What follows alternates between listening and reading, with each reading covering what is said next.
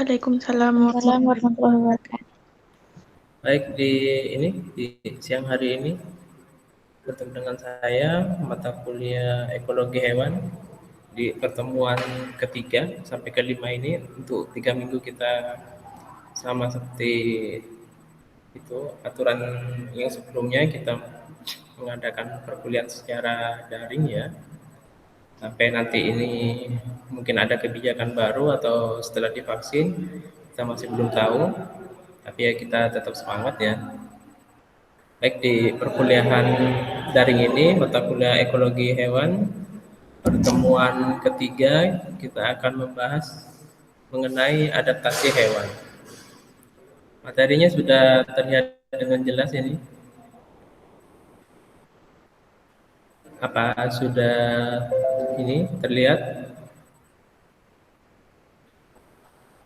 Sudah mungkin ya. Baik, saya mulai ya.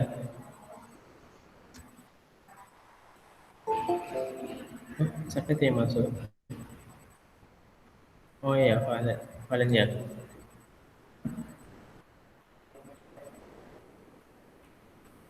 Tadi Valen tadi kayak tadi masuk kan?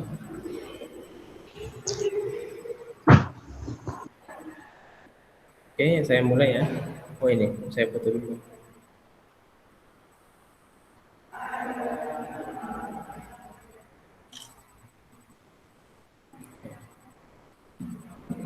Baik, saya mulai ya. Sekarang kita ke pembahasan adaptasi hewan.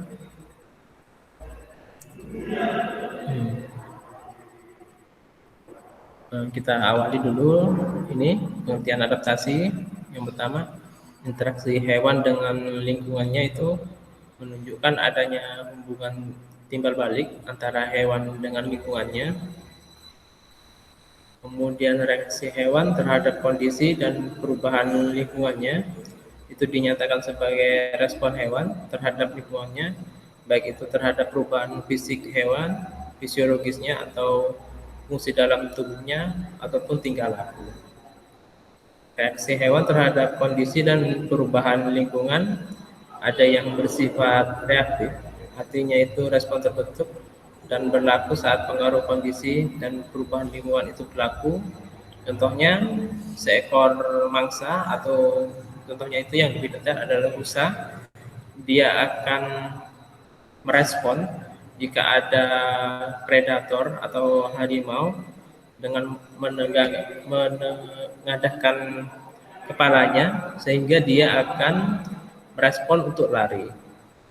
Kemudian juga ada yang bersifat terpola untuk semua anggota spesies yang sifatnya itu diwarisi dari nenek moyangnya. Contohnya seperti yang sudah diketahui, berbagai macam hewan dengan habitatnya yang ditempati, misalnya burung, tentu dia itu sudah diwarisi dari nenek moyangnya untuk terbang. Sebentar saya tutup dulu.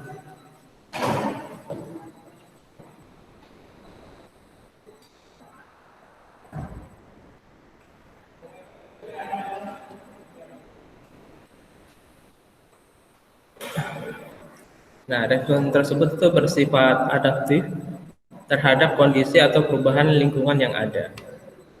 Kemudian adaptasi umumnya itu diartikan sebagai penyelesaian makhluk hidup terhadap lingkungannya yang merupakan produk masa lalu. Artinya organisme yang ada saat ini itu dapat hidup di lingkungannya karena kondisi lingkungan itu secara kebetulan itu sama dengan kondisi lingkungan nenek moyangnya. Jadi bila kondisi lingkungannya itu sama di lingkungan yang ada di masa lalu itu tentu akan diajarkan oleh indukannya kepada anaknya bagaimana cara mengatasi lingkungannya.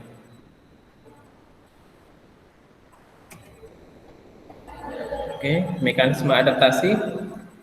Sifat yang dimiliki populasi yang ada sekarang merupakan sifat yang diturunkan dari generasi ke generasi. Penjelasan ini adalah ringkasan teori seleksi alam yang dikemukakan Darwin dan prinsip pokok berikut ini. Yang pertama, sifat individu dari individu dalam suatu populasi itu tidak sama persis. Jadi ada yang berbeda. Individu itu mempunyai sifat yang bervariasi dalam hal ukuran, kecepatan berkembang biak, merespon kondisi lingkungan, dan lainnya. Yang kedua, beberapa sifat yang berbeda dalam suatu populasi itu diwariskan oleh nenek moyang. Dengan kata lain, individu-individu itu mewarisi gen pembawa sifat yang dibawa oleh nenek moyangnya. Yang ketiga, semua populasi mempunyai potensi untuk mendiami seluruh permukaan yang di bumi jika setiap individu dapat bertahan hidup dan menghasilkan keturunan secara maksimal.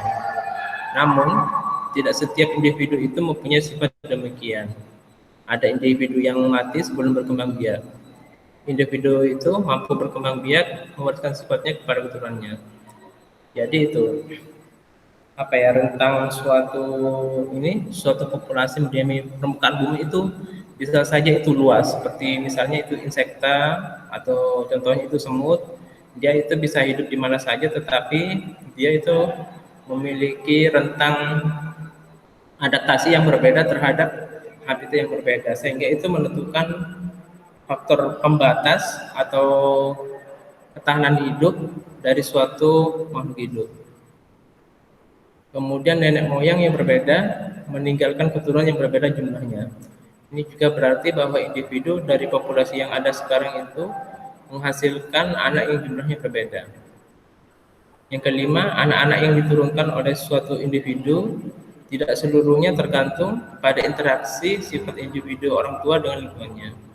Jadi bila lingkungannya itu sudah berbeda dengan lingkungan yang sebelumnya, tentu dia akan melakukan pola tingkah laku belajar menanggapi suatu lingkungannya itu.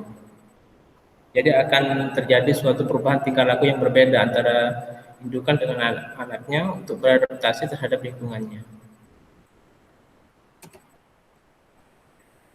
Teori Darwin tersebut menyatakan sifat makhluk hidup yang diturunkan adalah mekanisme adaptasi terhadap lingkungan, dan meski demikian bentuk adaptasi yang terbaiklah yang memancarkan ciri-ciri adaptif kepada keturunannya. Jadi meskipun ini teori Darwin menyatakan sifat makhluk hidup itu diturunkan dari nenek moyangnya ke generasi berikutnya, tetapi dengan adanya perubahan lingkungan yang mungkin dinamis, itu akan terbentuk suatu adaptasi yang baru dari makhluk hidup itu untuk mengatasi lingkungannya sehingga dia tetap survive dan melangsungkan jenisnya.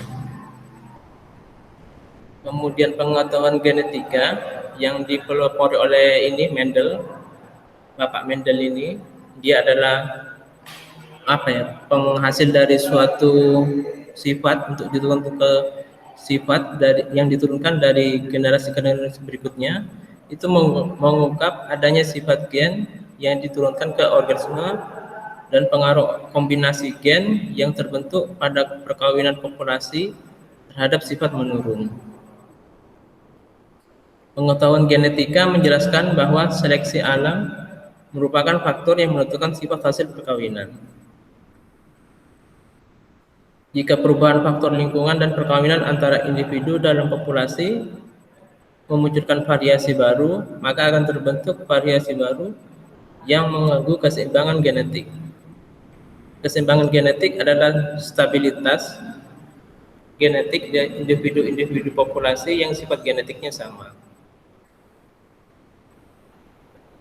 Kemudian itu keseimbangan genetik itu dapat berubah karena adanya suatu mutasi, misalnya mutasi kromosom atau perubahan acak frekuensi gen yang disebabkan oleh kecacatan pada makhluk hidup atau perubahan lingkungannya dan seleksi alam.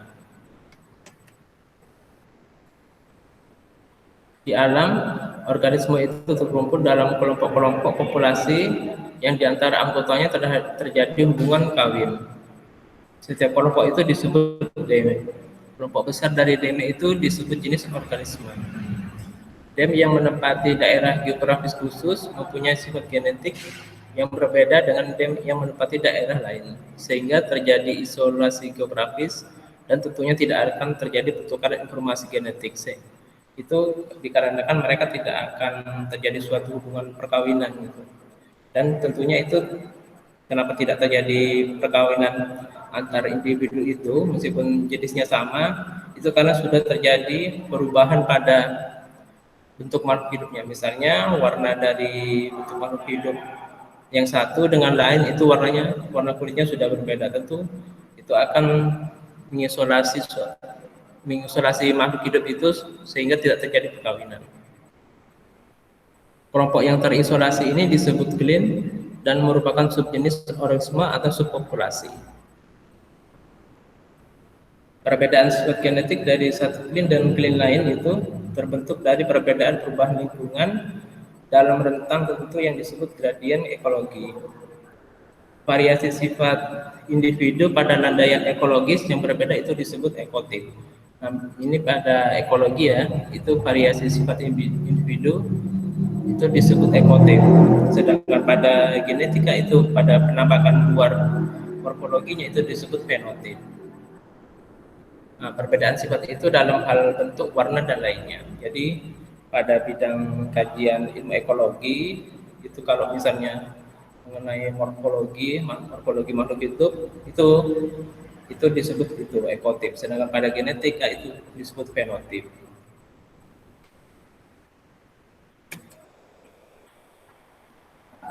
Kemudian kesesuaian antara sifat-sifat organisme dengan lingkungannya sehingga menimbulkan sifat yang bervariasi antara satu kelompok dengan kelompok lain, baik jenis organismenya sama maupun berbeda, terdapat dalam hukum ini, Beckmann, hukum Allen, dan hukum Blogger. Yang hukum Beckmann ini menyatakan bahwa hewan yang hidup di daerah panas itu mempunyai tubuh yang kecil, sedangkan yang di daerah yang dingin itu bertubuh besar. Rasionalnya itu bertahan hidup di daerah suhu yang dingin tentu tubuhnya besar sehingga tidak cepat kehilangan panas dan bertahan dan kemudian ini hewan yang bertahan di daerah panas hewannya berukuran kecil sehingga cepat memancarkan panas atau sehingga cepat terjadi penguapan untuk mengeluarkan panas suhu tubuhnya. Kenapa seperti itu? Ya itu tentunya metabolisme dari makhluk hidup supaya terjadi kestabilan suhu pada tubuhnya. Contohnya, Pak? Contohnya, kalau misalnya ini ya, kalau di ini, contohnya itu beruang kutub putih, tentu dia ukuran tubuhnya kan besar. Nah, selain itu juga dia mempunyai bulu, tentunya dia akan menstabilkan suhu tubuhnya itu untuk tetap hangat dan tidak kedinginan di daerah yang dingin. Contoh lainnya misalnya dari mungkin ada sejenis ikan paus yang hidup di daerah kutub, tentu dia itu akan lebih besar tubuhnya itu. Kalau misalnya di daerah yang panas itu, misalnya dari hewan buruh seperti kadal, kalajengking, tentu itu di daerah gurun itu akan sangat jarang dijumpai atau tidak pernah ditemui itu hewan yang berukuran besar itu. Misalnya ular juga. Seperti itu. Sehingga itu dengan tubuh yang kecil tentunya itu penguapannya itu juga lebih cepat itu. Nah itu kenapa pada hewan-hewan itu bentuk tubuhnya juga antara ukuran yang besar sama kecil itu juga menentukan adaptasinya, kemudian juga menentukan rentang hidupnya itu bisa bertahan atau tidak di tempat yang berbeda. Hukum Allen itu menyatakan bagian-bagian tubuh, ekor, telinga, kaki, dan lainnya yang hidup di daerah beriklim dingin lebih pendek daripada hewan yang hidup di daerah beriklim panas. Contohnya ini, tikus yang hidup pada temperatur ini sampai 35 derajat Celcius itu berekor lebih panjang daripada yang hidup di temperatur sekian itu 20 derajat Celcius. Nah, itu kenapa juga lebih panjang itu ekornya, tentunya itu untuk mempercepat penguapan. Dan itu yang hidup di daerah temperatur yang rendah itu lebih pendek ekornya tentunya supaya itu tidak terjadi banyak penguapan dan panas tubuhnya itu tetap tertahan di tubuhnya. Kemudian ini hukum Blogger berbunyi, lingkungan yang panas dan lembab, hewan mempunyai pigmen lebih gelap daripada hewan yang hidup di daerah beriklim dingin dan kering. Kemudian ini contohnya belalang kayu ini, Carosius itu menjadi berwarna hitam pada temperatur 25 derajat Celcius dan berwarna coklat temperatur 15 derajat Celcius. Oke. Demi yang terisolasi geografis itu menyebabkan kelompok populasi tidak berbaur lagi untuk melakukan perkawinan. Nah, seperti saya tadi jelaskan ya. Kemudian isolasi itu disebut isolasi geografis. Jika isolasi itu bersifat tetap, maka populasi yang terpisah dari populasi yang hidup di habitat asli dapat berubah menjadi organisme baru. Itu dapat terjadi misalnya dari suatu makhluk hidup, misalnya ada dua tupai, kemudian yang harusnya itu dia itu satu jenis sama, karena mungkin terjadi pemisahan lempeng bumi, sehingga terjadi isolasi geografis, habitatnya menjadi berbeda, tentu akan menjadi suatu perubahan warna, mungkin warna dari kulitnya atau dari bulunya, sehingga bila di suatu kejauhan mereka saling melihat, tentu mereka itu akan melihat suatu perbedaan itu meskipun bentuk tubuhnya sama dan tidak akan terjadi perkawinan. Kemudian isolasi geografis itu dapat terjadi pada jenis organisme yang bermigrasi. Isolasi habitat itu disebut isolasi ekologis. Populasi dapat terisolasi di tempat berbeda, tetapi masih dalam kawasan habitat yang sama, tapi tidak dapat melakukan hubungan perkawinan dengan populasi lain yang disebut isolasi spasial. Jenis organisme yang menduduki daerah geografis yang berbeda itu disebut organisme alopatrik, sedangkan yang hidup di tempat yang secara biologis itu atau keturunan sudah terpisah dari yang lain itu disebut jenis organisme simpatrik. Contoh yang alopatrik ini penyebaran burung pin ke pulau dan habitat berbeda dari Amerika ke Kepulauan Galapagos. Nah, kemudian di sini itu terjadi perubahan frekuensi gen sebagai akibat seleksi alam dan pemisahan genetik, sehingga itu burung pin yang menyebar ke berbagai daerah itu tentunya akan terjadi suatu perubahan itu, baik itu bentuk paruhnya ataupun bentuk warnanya gitu, sehingga jenis makanannya pun juga berbeda. Kemudian yang contoh simpatrik ini terjadi pada lalat cacing apel ini. Lalat ini itu pertama itu ditemukan pada buah pohon ini hutan, tetapi dengan kurang lebih dari 200 tahun yang lalu itu menyebar mulai bertelur di apel. Nah, itu juga kenapa juga lalat itu yang hingga pada apel itu juga menyebabkan itu atau menghasilkan ulat itu, ulat pada buah. Kemudian ini yang ketiga, prinsip-prinsip adaptasi. Kemampuan hewan dan makhluk hidup lain untuk beradaptasi itu dipengaruhi oleh beberapa faktor. Yang pertama ditentukan oleh sifat genetik. Jadi sifat dari nenek moyang akan membantu organisme beradaptasi dengan lingkungannya. Oke ya, ada yang tanyakan ya. Yang kedua itu kemampuan adaptasi dipengaruhi oleh kemampuan berkembang biak. Populasi yang anggota yang menghasilkan keturunan jumlah banyak tentu akan bertahan hidup.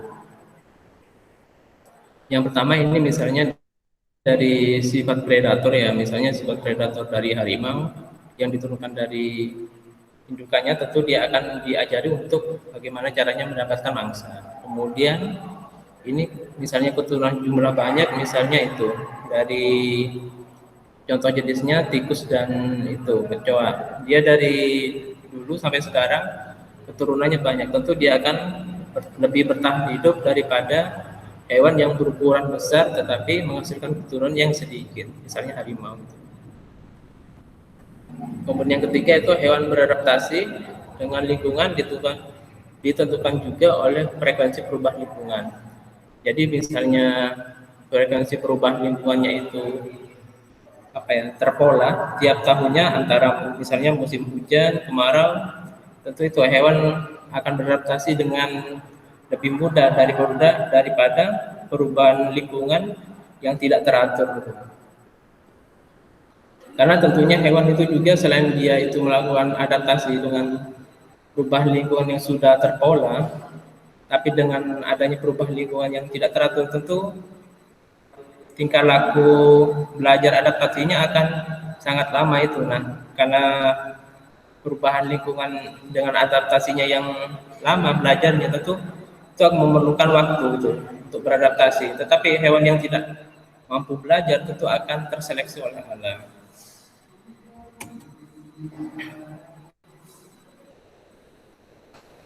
Kemampuan hewan beradaptasi itu terbatas.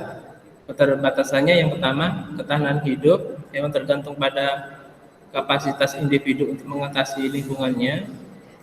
Yang kedua, setiap jenis organisme, individu-individu berkemampuan adaptasi yang berbeda.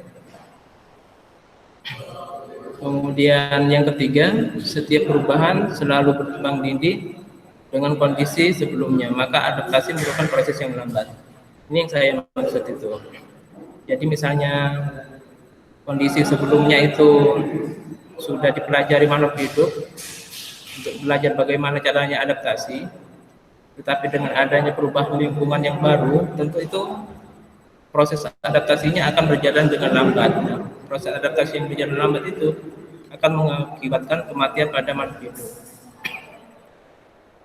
Kemudian keempat, adaptasi itu melibatkan seluruh kegiatan hidup.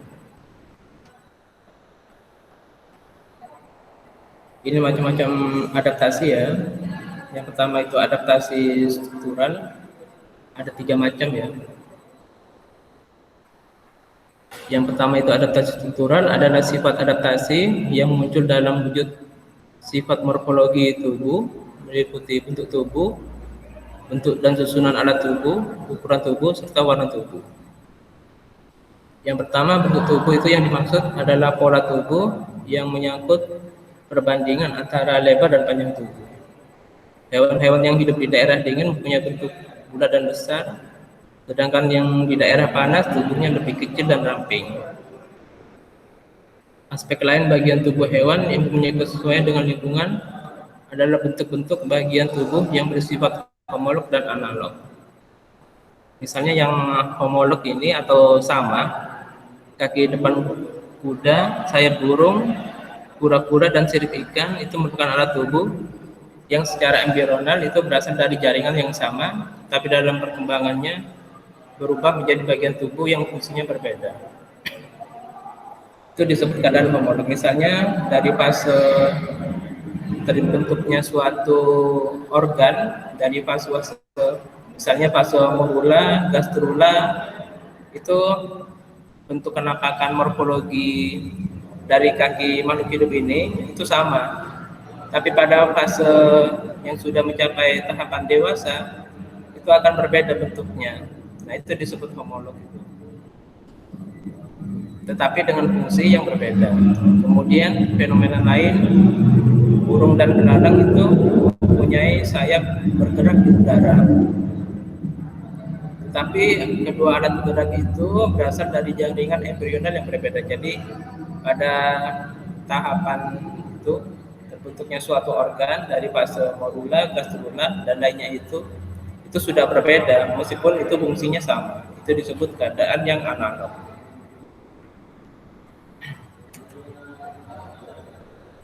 Kemudian penutup tubuh hewan itu berbeda-beda juga. Sebagian besar hewan arthropoda itu memiliki kulit yang tebal yang terus oleh kitin untuk menahan hilangnya air dalam tubuh, karena hewan ini hidup di lingkungan udara yang kelembabannya lebih rendah di tanah dan air. Kemudian juga hewan moluska itu memiliki kulit tebal untuk menutupi permukaan tubuh dari lingkungan yang kering. Dan hewan vertebrata mempunyai kulit tebal seperti reptil untuk menahan penguapan di lingkungan kering. Dan contoh lainnya itu misalnya penutup tubuhnya itu berupa itu bulu atau rambut ya, sehingga itu juga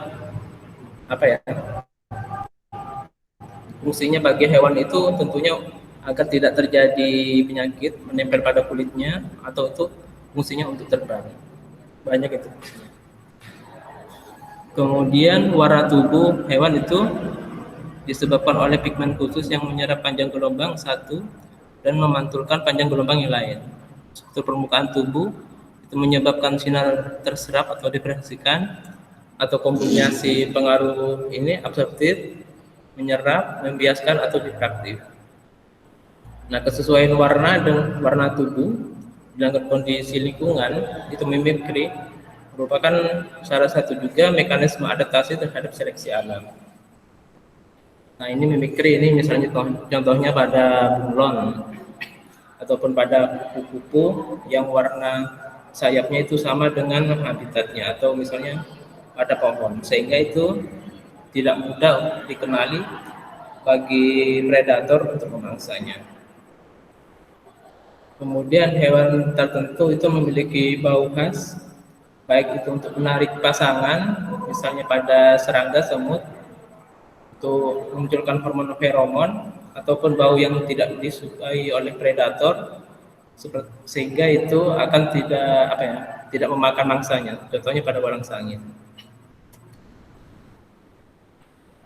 Kemudian yang kedua ini adaptasi fisiologis, adalah adaptasi yang menyangkut kesesuaian proses-proses fisiologis hewan dengan kondisi lingkungan dan sumber daya yang ada habitatnya.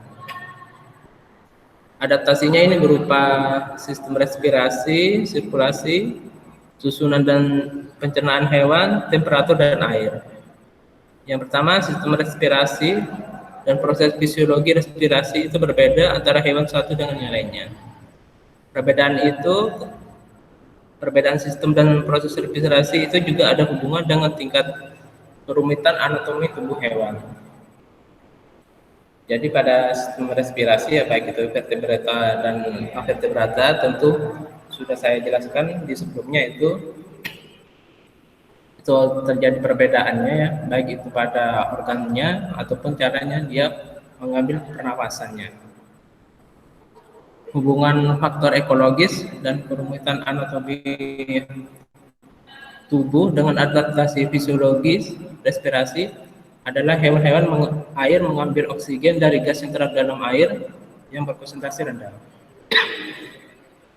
Hewan dapat mengambil oksigen melalui permukaan tubuh, tetapi hewan besar memerlukan alat khusus untuk menghisap oksigen.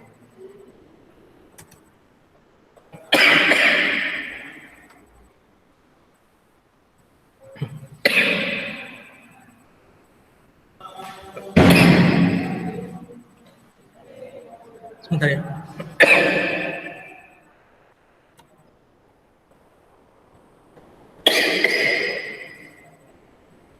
Sebentar ini dulu.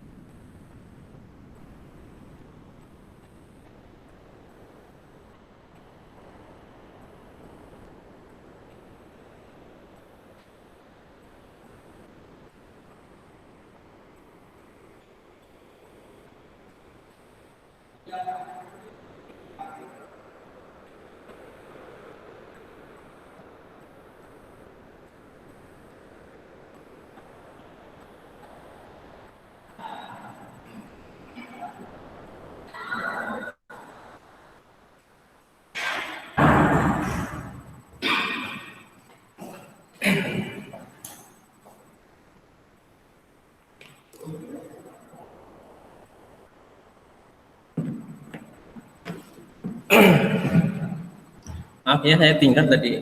Saya minum dulu. Ya, tidak apa-apa, Pak.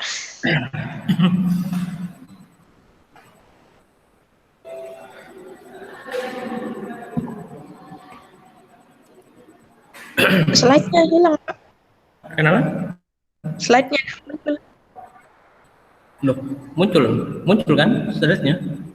Tadi muncul, Pak, tapi ini tidak muncul lagi, Pak. Loh, kok bisa? Ini yang sekarang? Nah, iya, Pak. Oh, oke.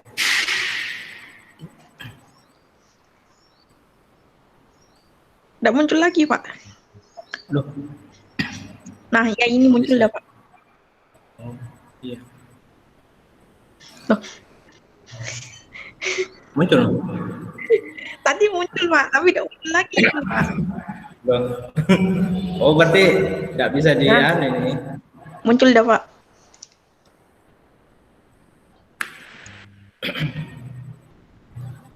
Nanti ini apa ya untuk dosen-dosen lain ya mungkin itu diberitahuan aja Bu, nanti sebelum perkuliahan di apa ya dibagikan dulu materinya, baik itu langsung di Google Classroom atau kalau misalnya terburu ya dosennya mungkin ya WA dulu, tapi nanti tetap diupload di Classroom supaya nanti kalian unduh dulu supaya nanti pasaran itu apa ya dosennya pas mempresentasikan itu dengan Google Meet dengan di ini tampilkan secara penuh pada laptopnya itu supaya itu kalian tetap bisa lihat itu yang sudah kalian unduh.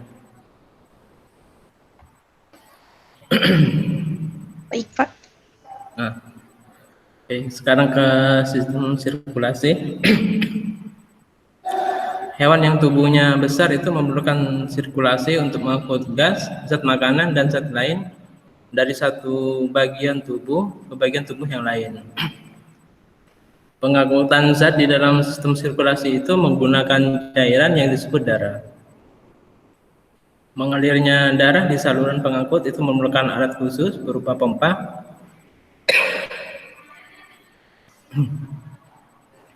Pompa darah ada yang berupa peristaltik dan pompa yang berupa jantung kantong.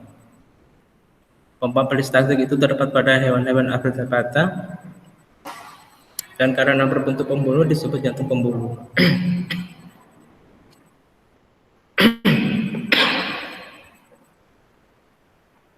Jantung pembuluh itu bergerak secara peristaltik, gerakan mengkerut, kontraksi menekan darah keluar dari jantung pembuluh. Sebentar ya.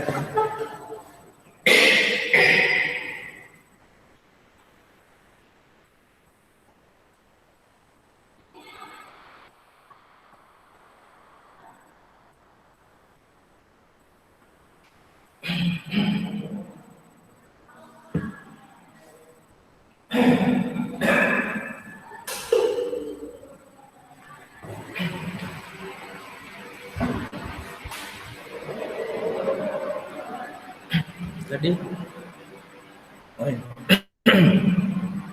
jantung pembuluh bergerak secara peristaltik, gerakan mengkerut, kontraksi, menekan darah keluar dari jantung pembuluh, dan gerakan mengendor, relaksasi, menyebabkan darah dari arah lain masuk ke dalam jantung. Jantung kantong, misalnya jantung manusia, itu mempunyai dinding yang tersusun oleh jaringan otot. Kontraksi otot jantung menyebabkan jantung mengkerut, memompa darah keluar dari jantung. Pembuluh darah hewan yang berjantung kantong memiliki klep sehingga darah tidak dapat berbalik arah jika tekanan jantungnya itu menjadi kecil. Jantung kantong ini dimiliki oleh vertebrata. Jadi saat tekanan darah itu kecil, yang ada pada jantung meskipun itu kecil, tentunya itu darah yang sudah keluar tidak akan masuk lagi ke dalam jantung itu, ke bilik jantungnya. Sehingga tetap terjadi sirkulasi yang lancar. Oke, slide ke-15, makanan dan pencernaan makanan. Makanan diperlukan hewan untuk memenuhi kebutuhannya. Yang pertama energi, dua bahan untuk membangun sel, jaringan dan organ tubuh. Yang ketiga bahan untuk pertumbuhan dan perkembangbiakan. Makanan ini diperoleh dengan cara memakan tumbuhan atau hewan lainnya. Yang sudah kalian ketahui ini ada yang memakan tumbuhan atau herbivora, hewan lain karnivora. Kemudian yang memakan keduanya itu disebut omnivora. Ada yang memakan tumbuhan dan atau hewan lain yang masih hidup disebut ini predator, parasit dan parasitoid. Dan ada yang memakan bagian tubuh tumbuhan atau hewan lain itu disebut ini herbivore atau ini apa ya hewan pemakan tubuh tumbuhan yang sudah mati itu.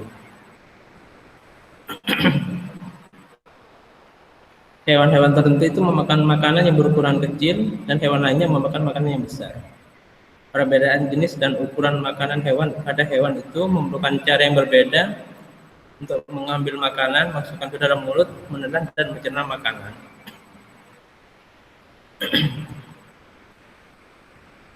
Temperatur. Adaptasi fisiologis hewan terhadap temperatur lingkungan meliputi 3 hal. Yang pertama, adaptasi untuk hidup di lingkungan temperatur rendah. 2, adaptasi untuk hidup di lingkungan temperatur tekanan tinggi. Dan ketiga, adaptasi untuk mengatasi perubahan temperatur tubuh sebagai akibat perubahan temperatur lingkungan. Ketahanan hidup hewan itu dalam rentang suhu lingkungan berbeda-beda. Ada hewan yang mempunyai toleransi lebar terhadap perubahan suhu lingkungan dan ada yang bertoleransi sempit. Di antara hewan yang bertoleransi sempit, ada yang hanya tahan hidup pada suhu rendah, sementara yang lain itu dapat hidup pada temperatur yang tinggi.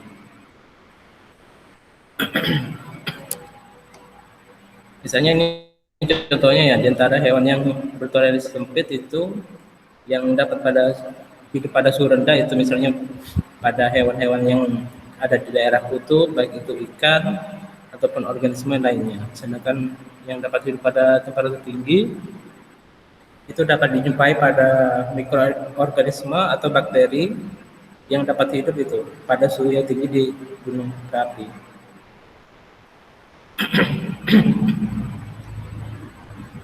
Kemudian air, masalah yang dihadapi hewan hubungan dengan ada atau tidaknya air di lingkungan hidup adalah mempertahankan kandungan air tubuh dan konsentrasi larutan garam atau tekanan osmotik cairan tubuh.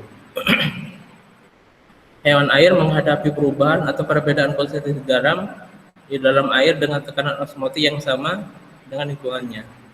Hewan darat lebih menghadapi ancaman hilangnya air dari dalam tubuh karena adanya perubahan kelembapan udara dan temperatur. Secara umum, hewan mengatur keseimbangan air di dalam tubuh dengan mengeluarkan atau memasukkan air. Sekarang ke adaptasi tingkah laku. Adaptasi tingkah laku adalah respon hewan terhadap kondisi lingkungan dalam bentuk perubahan tingkah laku. Perubahan tingkah laku itu berupa bentuk gerakan menanggapi rangsangan, baik itu lingkungan luar dan dalam mengenai dirinya. Untuk adaptasinya itu contohnya misalnya hibernasi, estivasi, diurnal dan nokturnal, orientasi terhadap lingkungan dan otonomi. Hibernasi ini adalah tingkah laku hewan untuk mengurangi metabolisme tubuh pada musim dingin. Tingkah laku ini kebanyakan dimiliki oleh hewan yang hidup di daerah dingin. Aspek tingkah laku hibernasi, perubahan intensitas gerakan dari gerakan aktif mencari makan menjadi tidak aktif atau beristirahat. Kemudian estivasi adalah tingkah laku untuk melakukan dormansi atau istirahat pada temperatur yang tinggi. Tingkah laku ini umumnya terjadi pada hewan-hewan yang hidup di daerah yang tinggi. Tingkah laku ini umumnya terjadi pada hewan-hewan yang hidup di daerah yang panas. Kemudian ini hewan diurnal dan nokturnal. Hewan yang aktif pada siang hari itu dinamakan diurnal, sedangkan yang aktif pada malam hari disebut nokturnal. Hewan yang bersifat diurnal ini untuk memangsa memiliki sel kerucut untuk melihat mangsa yang jauh dengan jelas. Contohnya pada burung elang ya. Kemudian hewan-hewan yang bersifat nokturnal antara lain burung hantu, kupang, musang yang memiliki mata yang tajam dengan sel batang dan kelelawar dengan radar indera pendengaran yang tajam. Orientasi terhadap lingkungan. Orientasi hewan terhadap lingkungan untuk mengetahui posisi dan menentukan arah gerakannya yang dilakukan dengan alat indera. Respon sederhana yang dilakukan hewan karena adanya rangsang yang bentuk indera adalah gerakan taksis. Taksis adalah gerakan yang dilakukan untuk mendekati atau menjauhi rangsang. Gerakan mendekati rangsang itu disebut taksis positif dan menjauhi rangsang itu disebut aksis negatif. Contohnya cacing menjauh jika tubuhnya menyentuh garam. Ototomi adalah tingkah laku memutus bagian-bagian tubuh. Contohnya ketam dapat memutus kakinya jika kakinya berada dalam bahaya, misalnya dipatuk gelombang. Contoh lainnya misalnya kadal dan cicak itu memutus bagian ekornya sehingga dia dapat lari dan ekornya itu yang akan dimangsa oleh pemangsa. Yang terakhir ini adaptasi mutual adalah adaptasi untuk hidup bersama atau hidup berdampingan dengan individu atau spesies lainnya. Berupa kooperasi atau saling berdampingan, simbiosis dan lainnya. Tingkah laku sosial itu sekarang ke tingkah laku sosial, bagian adaptasi mutual. Hewan-hewan ada yang hidup soliter atau sendiri dan ada yang berkelompok. Hewan yang soliter itu hidup sendiri-sendiri, terpisah antara satu individu dengan individu lainnya. Sedangkan hewan yang berkelompok ada yang jumlahnya sedikit dan ada yang jumlahnya banyak pada tiap kelompok. Kemudian tingkah laku perkembangbiakan dari adaptasi mutual. Tingkah laku kawin dapat dipandang sebagai suatu bentuk adaptasi karena hewan-hewan tertentu hanya berkembang biak pada waktu-waktu tertentu. Misalnya beberapa jenis burung dari belahan bumi utara yang beriklim dingin akan bermigrasi ke belahan bumi selatan untuk bertelur dan memelihara anaknya di musim panas. Itu dilakukan supaya terjadi perubahan suhu yang dingin itu tidak akan membuat suatu enzim itu pada telur, pada isi telur akan bekerja. Jadi perubahan suhu yang hangat tentu itu akan membuat suatu enzim itu akan bekerja secara optimal sehingga akan terjadi pertumbuhan pada embrio dari suatu telur dari burung. Kemudian tingkah laku berkelahi merupakan adaptasi hewan untuk mempertahankan hidupnya dari serangan hewan lain. Serangan ini dapat berasal dari individu sesama spesies ataupun individu dari spesies lainnya. Tingkah laku berkelahi ada yang bersifat menyerang dan ada yang untuk mempertahankan diri.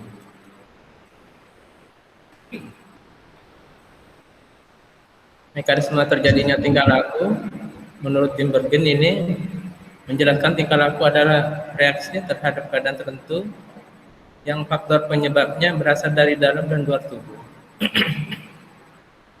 Faktor dari dalam tubuh dinyatakan sebagai faktor motivasional yang menentukan arah dan intensitas dari penampilan tingkah laku. Reaksi dari suatu hewan ditentukan oleh kemampuan potensial indera. Menyangkut beberapa aspek, ada kepekaan, diskriminasi, dan lokalisasi. Kepekaan adalah kekuatan untuk menangkap rangsangan, misalnya penglihatan burung hantu, peka karena dapat melihat pada cahaya yang tidak terang. Diskriminasi adalah kemampuan membedakan rangsang, baik itu kekuatan maupun macamnya. Kemampuan ini membedakan kekuatan rangsang penting menentukan perlu atau tidaknya respon dan tinggi rendahnya respon. Jadi misalnya ada mangsa dan pemangsa, dia akan belajar bagaimana caranya memberikan suatu respon yang tinggi atau tidak perlu. Jadi bila dikenali ada suara hauman singa atau harimau, tentu dia akan merespon tinggi untuk menjauh. Tapi misalnya contohnya pada ayam yang sekiranya dia itu kejatuhan daun dari pohon, yang sekiranya daun itu yang awalnya dikira adalah burung elang yang akan menyambar dia, tetapi karena daun itu jatuh dan tidak menyerang dia, untuk berikutnya tentunya ayam tidak akan lari ataupun dia belajar tidak lari bila ada daun yang jatuh. Sehingga itu tidak dianggap suatu ancaman dari burung elang yang menyerang dia. Kemudian lokalisasi adalah kemampuan menempatkan atau menentukan sumber rangsang dalam ruang. Lokalisasi ini meliputi aspek arah dan jarak. Dalam aspek arah, hewan dapat menentukan asal rangsang yang mengenai dirinya dari depan, belakang, kiri, kanan, atas, dan atau bawah. Aspek jarak tentunya menentukan kekuatan rangsang. Makin dekat jarak rangsang, makin besar kekuatannya. Misalnya Kijang ini mendengar auman harimau dengan menggunakan kepala, Kijang dapat menentukan arah dan jarak harimau. Kemudian yang terakhir ini tingkah laku refleks, insting dan belajar. Tingkah laku refleks tampak pada gerakan-gerakan tubuh yang tidak dikendalikan oleh sistem syaraf sadar. Gerakannya terjadi secara spontan sebagai tanggapan terhadap rangsang yang dimulai tubuh. Contohnya melatih hewan peliharaan dengan bel untuk makan. Contohnya misalnya kalian pelihara kucing dan kalian latih dengan bel, tentunya dia akan datang untuk dia makan. Atau contoh pelatihan hewan lainnya. Kemudian tingkah laku insting, gerakan-gerakan yang tidak memerlukan pengalaman khusus, ini bersifat bawaan dan pola gerakannya itu sama pada semua individu dalam satu spesies. Contohnya anak bebek yang menetas mengikuti pertama yang dijumpai. Kemudian tingkah laku belajar merupakan manifestasi perubahan tingkah laku yang bersifat adaptif sebagai akibat adanya pengalaman. Pola tingkah laku belajar itu dikendalikan oleh faktor internal yang disebut motivasi. Contohnya ayam lari saat ada daun yang jatuh di dekatnya. Nah itu seperti yang saya jelaskan tadi. Misalnya yang disamakan dengan elang yang akan menyambar. Kemudian saat daun tidak mengejar dan tidak menyerang, ayam tidak melarikan diri lagi saat ada daun yang gugur. Oke, ada yang mau ditanyakan?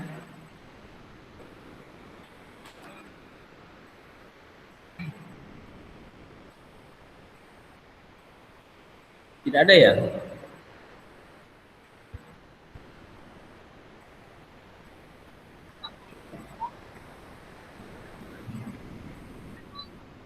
Halo?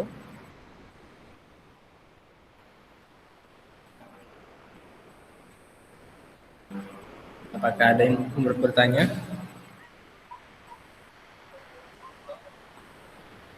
Tidak ada, Pak. Oke. Baik, kalau begitu ya.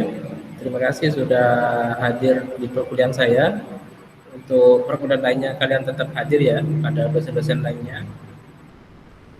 Sehingga prestasi kalian juga bagus. Untuk 3 minggu ini kita akan secara daring.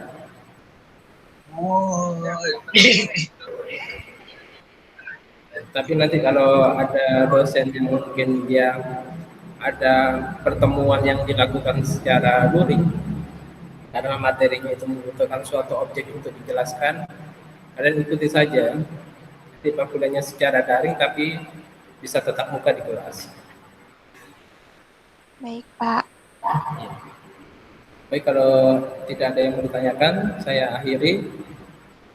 Terima kasih atas hadirnya. Assalamualaikum warahmatullahi wabarakatuh. Waalaikumsalam warahmatullahi wabarakatuh.